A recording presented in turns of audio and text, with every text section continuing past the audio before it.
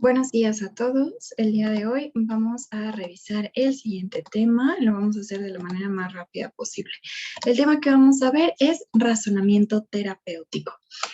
Por tema de tiempos, nos vamos a concentrar en los objetivos básicos de la sesión, que son conocer el concepto de umbral diagnóstico y terapéutico, las conductas terapéuticas en la toma de decisiones, los componentes de la prescripción adecuada y el modelo de prescripción de acuerdo a la OMS. A manera de introducción, primero es bien importante considerar que ninguna prueba diagnóstica y ningún tratamiento van a estar libres ni de costos ni de efectos adversos. Ahora, también es importante considerar que la terapéutica va a ser toda aquella intervención que pueda cambiar o alterar el proceso salud-enfermedad. Y hay un par de conceptos que considero que son importantes. El primero es el de terapéutica racional o racionada. Esto va a buscar encontrar soluciones adecuadas, medidas, reflexionadas y personalizadas que consideren tanto los riesgos como los efectos adversos, los beneficios y los costos de nuestra terapéutica. Y vale la pena también hacer énfasis en esta parte que mencionaban en el libro. La distinción entre lo preventivo y lo curativo es relativa. Pongamos el ejemplo de la diabetes. Cuando nosotros damos metformina o insulina, estamos yéndonos hacia la parte curativa de la diabetes, pero estamos previniendo sus complicaciones, como pudiera ser, por ejemplo, la nefropatía diabética. Entonces, a veces el tema de terapéutica puede ser relativo entre preventivo y curativo. ¿Qué tipo de modalidades terapéuticas conocemos? Hay dos, la científica y la alternativa. Dentro de la científica está todo lo que son los medicamentos, las cirugías, la atención psicológica, nutricional, física, como la rehabilitación y evidentemente también el campo de la prevención, porque recordemos que cualquier situación que pueda modificar el proceso de salud-enfermedad tiene que ver con terapéutica.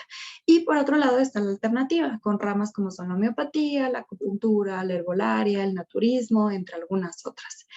Ahora, platiquemos del umbral diagnóstico. ¿Por qué vamos a empezar con esto? Porque a partir de esta hipótesis que nosotros generemos es que vamos a dar este brinco hacia el pensamiento de nuestro tratamiento. ¿Y con qué tiene que ver este umbral? Es cuando nuestra probabilidad se va volviendo todavía más fuerte o es la posibilidad de que nuestro diagnóstico sea correcto es más alta porque todos los datos que hemos ido recabando han ido confirmando nuestra hipótesis inicial. Importante aquí, no nos sirve de nada tener demasiada información, sino que tiene que ser una información bien dirigida. Nuestra búsqueda tiene que ser una búsqueda razonada. ¿Cómo es que vamos a ir encontrando todos estos datos? A través de la anamnesis, si lo necesitamos, a través de la exploración física y, si fuera necesario, pues ir agregando estudios de laboratorio, de gabinete. Y la idea es que de estos datos que nosotros vayamos recabando, logremos encontrar una relación entre ellos para que podamos ir confirmando nuestra hipótesis. Ahora, el umbral diagnóstico entonces va a ser la probabilidad de la enfermedad más allá de la cual se indica la prueba diagnóstica. Pongamos el siguiente ejemplo. Llega un paciente con la triada típica de diabetes, que ¿cuál es? Va a ser polidipsia, polifagia, poliuria. Nosotros ya estamos pensando en diabetes. ¿Cuál puede ser uno de los tratamientos? Pensemos en este caso en la insulina. Si nosotros damos insulina sin estar seguros de que nuestro paciente es diabético, tenemos que pensar en todas las consecuencias que pudiera tener, ¿no? Podemos provocar hipoglicemias que pueden provocar a su vez lipotimias, síncopes, inclusive la muerte. Entonces, hay que tener mucho cuidado de nosotros tomar esta decisión. ¿Qué es lo que vale entonces aquí la pena? Si nosotros ya estamos yendo orientados hacia un diagnóstico inicial, entonces vamos a cruzar este umbral para hacer una prueba. En este caso, vayámonos, por ejemplo, por la hemoglobina glucosilada. Ustedes buscarán los criterios para diagnóstico de diabetes y de acuerdo a eso decidirán si tratar o no tratar y qué tipo de tratamiento estaremos dando. Pero ya cruzamos este umbral diagnóstico en donde vale la pena hacer la prueba para nosotros poder reforzar, movernos un poquito más hacia el 1 en nuestra probabilidad de la enfermedad. Ahora, bien importante que si nosotros realizamos un diagnóstico incorrecto, esto nos va a llevar a un tratamiento inadecuado. Entonces, por eso la importancia de todos los temas que hemos visto anteriormente para recabar correctamente la información, procesarla de manera adecuada y que con esto nosotros podamos llegar a las mejores hipótesis diagnósticas, ayudándonos de todo, de guías de prácticas clínicas, de metaanálisis, de nuestros libros, de expertos, etcétera, etcétera, etcétera. Hacer medicina basada en evidencias. Y luego viene esta parte del umbral terapéutico, que se va a definir como la probabilidad de presentar la enfermedad por encima de la cual es preferible tratar al paciente. Entonces, Vayámonos a esta situación, regresemos por ejemplo con el tema de diabetes. Si nosotros ya estamos pensando, ya tenemos una glucosa en ayunas que está alterada, entonces a lo mejor podemos iniciar obviamente con lo que va a ser dieta y ejercicio. En el umbral terapéutico va a ser bien importante que nosotros consideremos el costo-beneficio. Aquí es en donde nos vamos a estar moviendo hacia si vale la pena o no iniciar el tratamiento. Las consecuencias que tiene si esta paciente no tiene diabetes y yo le doy, por ejemplo, metformina, ¿cuáles podrían ser? Pues lo de las hipoglucemias que platicábamos, los síncopes, toda esta parte. Pero si ella sí la tiene y yo no le doy el tratamiento, yo voy a permitir que los niveles altos en glucosa sigan lastimando los vasitos y al rato nos generen estas complicaciones micro y macrovasculares que conocemos de la diabetes, pudiéndonos llevar hasta una enfermedad renal, hasta el problema de enojitos. Entonces, en general, es importante las complicaciones, el daño que nosotros podemos hacer si no tratamos. Por eso hay que revisar este cociente riesgo-beneficio y decidir a partir de eso si se inicia el tratamiento. Bien importante, esta parte de umbral seguramente les suena conocida porque en fisiología revisan este término. Entonces, a diferencia de los procesos fisiológicos, una vez que se superan los umbrales, especialmente el terapéutico, esto no nos excluye de la posibilidad de que nosotros podamos retirar el tratamiento, ¿de acuerdo? Y pasamos finalmente a este umbral de tratamiento. Entonces, ya platicábamos en clase un pequeño ejemplo de una persona que sufrió una torcedura y llega con nosotros, tiene ligero edema, pero realmente no hay hematoma, no hay cambio de coloración, puede apoyar sin que genere mucho dolor. Entonces, si ustedes inicialmente estaban pensando en el diagnóstico de fractura, pues ya vimos que no va a cruzar este primer umbral para la prueba, ¿no? Este umbral diagnóstico. No vale la pena hacerle una radiografía y mucho menos vale la pena cruzar hasta acá el umbral de tratamiento. Nosotros, por ejemplo, inmovilizando a un paciente que seguramente nada más con reposo relativo, con un poco de crioterapia, que es la aplicación de frío local, y con analgesia, pudiera evolucionar de manera muy favorable. Entonces, aquí tenemos esta parte en donde vamos a ir cruzando umbrales de acuerdo a los datos que nosotros vayamos recolectando. Importante, superar el umbral diagnóstico no es equivalente a superar el umbral terapéutico. Les pongo un ejemplo muy personal. Mi abuelita tiene 89 años, ella tiene el antecedente de una fractura lumbar que no estuvo bien consolidada, pero además ella tiene Alzheimer, actualmente ya está en silla de ruedas y pues realmente se la vive postrada en camita. Sé perfectamente bien que su diagnóstico es esta fractura mal consolidada. Ella llega a tener episodios de dolor muy fuertes. Ya se han ido escalando la parte del medicamento con analgesia, y actualmente lo único que queda por hacer, la intervención más adecuada sería la infiltración. Para esta infiltración, ella tendría que entrar a un hospital. Cuando ustedes roten por geriatría, van a escuchar algo que se llaman síndromes geriátricos, pueden buscarlos. La idea es que son varias entidades que están relacionadas y que al final pueden agravar la situación inicial del paciente y la mayoría de ellos conlleva o nos encamina hacia la parte del riesgo de muerte. Ejemplo, es muy común que la gente de la tercera edad, cuando está hospitalizada, entre en delirium, pueden tener infecciones, las infecciones complicarse, existe el riesgo de caídas, por caídas fracturas, etcétera, etcétera, etcétera. Entonces es una bolita de nieve. ¿Ustedes creen que si ella ya no se mueve y mientras no se mueva no sienta dolor, tiene esta parte del Alzheimer y por lo tanto tiene un factor de riesgo muy importante para desarrollar delirium? Además, tiene hipertensión, entonces tiene problemas cardiológicos, tiene obesidad. ¿Creen que valga la pena hospitalizarle, meterlo en quirófano para darle este tratamiento que nosotros conocemos? Pues claro que no. Aquí entonces ya se va a tratar, aunque ya superamos nuestro umbral diagnóstico y estamos seguros porque tiene radiografías, porque tiene resonancias que comprueban que tiene esta fractura mal consolidada, no voy a brincar ese umbral terapéutico ni mi umbral de tratamiento porque estoy viendo, analizando todos los costos y beneficios que podría tener para mi paciente. Y por el otro lado, se puede superar el umbral terapéutico sin superar el umbral diagnóstico. Tomemos el ejemplo que venía en su libro de la faringoamigdalitis por piógenes. Sí, yo puedo hacer una evaluación, puedo acercarme a la escala de Centor, a los criterios de Centor, y entonces más o menos tener una idea de si este está siendo un cuadro viral o si está siendo un cuadro por bacterias y si ameritamos iniciar con nuestro tratamiento antibiótico. Sin embargo, la probabilidad de certeza absoluta con esta escala, pues no es tanta, ¿no? ¿Cuál sería la manera más fiable en la que yo sabría que realmente está haciendo por esta etiología? Es a través de un exudado. Pero si yo a mi pacientito le pido un exudado, nos van a dar los resultados de aquí a 7 días. Por la historia natural de la enfermedad, de aquí a 7 días seguramente mi paciente ya se curó y ya no tiene ni mocos, ¿no? Entonces no tiene caso esperar tanto tiempo. Pensemos que mi paciente es un paciente en edad pediátrica, en donde sabemos que el no tratar, si es esta etiología, pues nos puede dar complicaciones como pueden ser otológicas e inclusive pudieran ser cardíacas para la vida adulta. Entonces, nuevamente, costo-beneficio. No estoy segura de que sea la faringoamigdalitis por esta etiología en específico, es decir, no he superado mi umbral diagnóstico, sin embargo, vale más la pena que yo inicie mi antibiótico, es decir, que supere mi umbral terapéutico. Entonces, básicamente, ¿cuáles van a ser las pautas? Para tratar, está indicado siempre, más bien, siempre que el tratamiento esté indicado y que el beneficio supere el riesgo. O bien, si no está indicado, pero el beneficio puede superar el riesgo. Al otro lado, no tratar. Si está indicado, pero el riesgo supera el beneficio. Y aquí les pongo el ejemplo. Las infecciones de vías urinarias son muy comunes en los embarazos.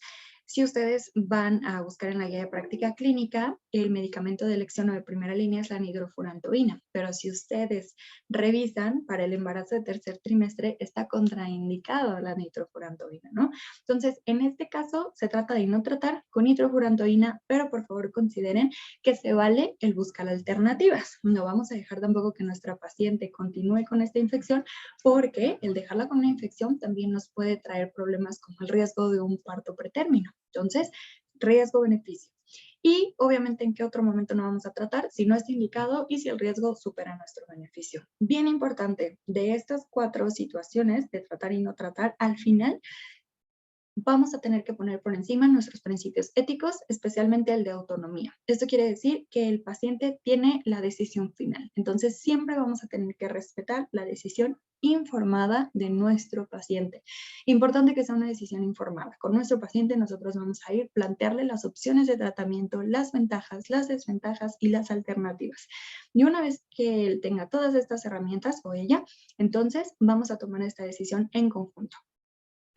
Para todo esto, la OMS generó un modelo de prescripción racional y una guía de la buena prescripción, tratando de estandarizar un poco todas estas situaciones. Entonces, ¿qué es lo primero que vamos a hacer? Definir el problema del paciente. Con ello vamos a definir la enfermedad que tiene, pero también las características alrededor de esta enfermedad.